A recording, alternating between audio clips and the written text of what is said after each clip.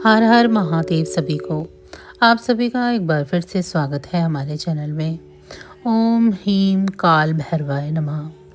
बहुत समय पहले जब ब्रह्मांड युवा था, तब देवता भी अहंकार से मुक्त नहीं थे और दिव्य अभिमान के उसी युग में सत्य के सबसे भयंकर राक्षस का जन्म हुआ, काल भैरव, भगवान शिव का उग्र रूप, जिन्होंने अहंकार का नाश किया और काशी के शाश्वत संरक्षक बने। एक बार भगवान ब्रह्मा और भगवान विष्णु यह सोचने लगे कि उनमें से सबसे महान कौन है।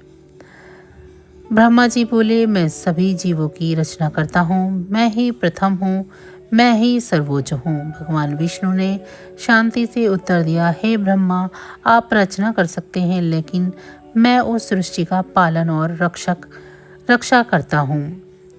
जब वे इस बहस का समाधान नहीं कर सके तो दोनों भगवान शिव के पास निर्णय के लिए पहुंच गए। जब उन्होंने कैलाश पहुंचकर शिव से पूछा कि कौन सर्वोच्च है, तो महादेव मुस्कुराए, क्योंकि वे उन्हें अहंकार से परे का सत्य दिखाना चाहते थे। अचानक उनके सामने एक विशाल अग्नि स्तंभ प्रकट हुआ, जो हजारों सूर्य से भी तेज जल रहा था। जो कोई भी इस प्रकाश का आरंभ या अंत खोज लेगा, वही सर्वोच्च कहलाएगा, भगवान शिव ने कहा। स्वयं को सर्वश्रेष्ठ साबित करने के लिए विष्णु ने एक विशाल वराह का रूप धारण किया और स्तंभ के अंतहीन तल को खोजने के लिए नीचे की ओर चले गए, जबकि ब्रह्मा ने एक हंस का रूप धारण किया और उसके शीर्ष की ओर खोज के लिए ऊपर की ओर उड़ चले। युग बीतते गए, विष्णु गहराई में जाते रहे, पर कोई अंत नहीं मिला। ब्रह्मा ऊंचे उठते रहे, पर कोई शिखर नहीं मिला। सत्य स्पष्ट था, यह प्रकाश अनंत था, बिना किसी शुरुआत या अंत के। यह भगवान शिव का शाश्वत स्वरूप था। अनंत काल तक उड़ते उड़ते ब्रह्मा जी ने एक केतकी के फूल को प्रकाश स्तंभ के नीचे गिरते देखा। उन्होंने पूछा, हे दिव्य पुष्प, तुम कहाँ से गिर रहे हो? फूल ने कहा, मैं अनादिकाल से इस स्तंभ के शिखर से गिर रहा हूँ। जीत का मौका देखकर ब्रह्मा ने कहा, मेरी मदद करो। भगवान शिव से कहो कि मैं शीर्ष पर पहुँच गया था, मैं आपको सदा के लिए सम्मानित करूँगा। केत की सहमत हो गई। वो दोनों शिव के पास गए।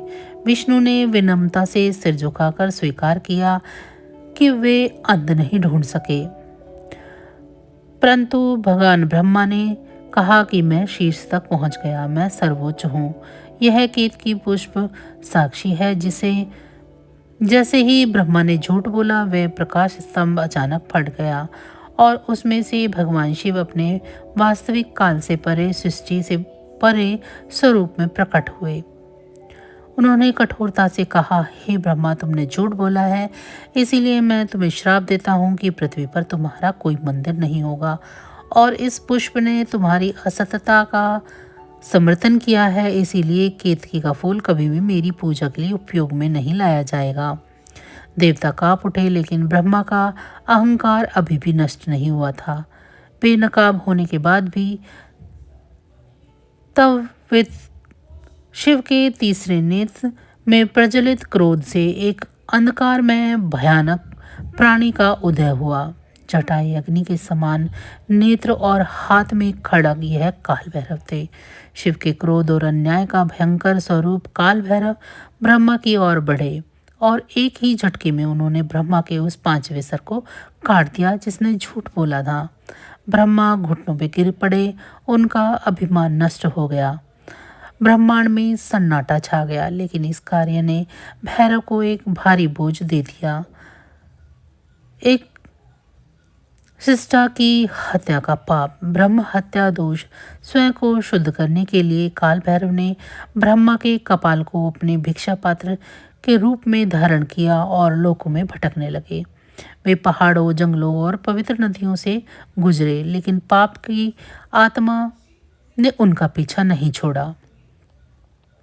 कोई भी स्थान उन्हें इस श्राप से मुक्त नहीं करा सका। अंत में भैरव काशी पहुंचे। वह पवित्र शहर था जो भगवान शिव के त्रिशूल पर टिकी है। जिस क्षण उन्होंने काशी में कदम रखा, ब्रह्मा का कपाल उनके हाथ से छूटकर पृथ्वी में समा गया। एक दिव्य वाणी गूंजी, हे भैरव, तुम्हारी तपस्या पूरी हुई। काशी स्वयं देवताओं की को भी शुद्ध करती है। आज से तुम इस पवित्र नगरी की रक्षा करोगे और इसके भक्तों के संरक्षक भी बनोगे। और इस प्रकार काल भैरव काशी के कोतवाल बन गए, जो समय और न्याय का संचालन करते हैं। वे एक काले शान के साथ विराजते हैं, जो निष्ठा और सतर्कता का प्रतीक है। असर नहीं आज होता तक है। भक्त काल भैरव को किसी मरीज अहंकार में के वास करने वाली विनाशक बुरी और काल आत्मा या के नकारात्मक ऊर्जा स्वामी के से रूप भी में पूजते हैं। छुटकारा कहा मिलता जाता है है। कि शनिवार या मृत्यु के मंगलवार देवता को यम काल भी भैरव की भैरव की पूजा अनुमति के से बिना बुरी काशी में शक्तियां प्रवेश दूर नहीं भागती करते। हैं। ओम ह्रीम काल भैरवाय नमः। काशी के भयंकर रक्षक को नमन। जय काल भैरव, जय महादेव। अगर आपको यह कथा पसंद आई है तो ऐसे ही रोचक और दिव्य कथाओं के लिए लाइक, शेयर और सब्सक्राइब करना ना भूलें। हर हर महादेव।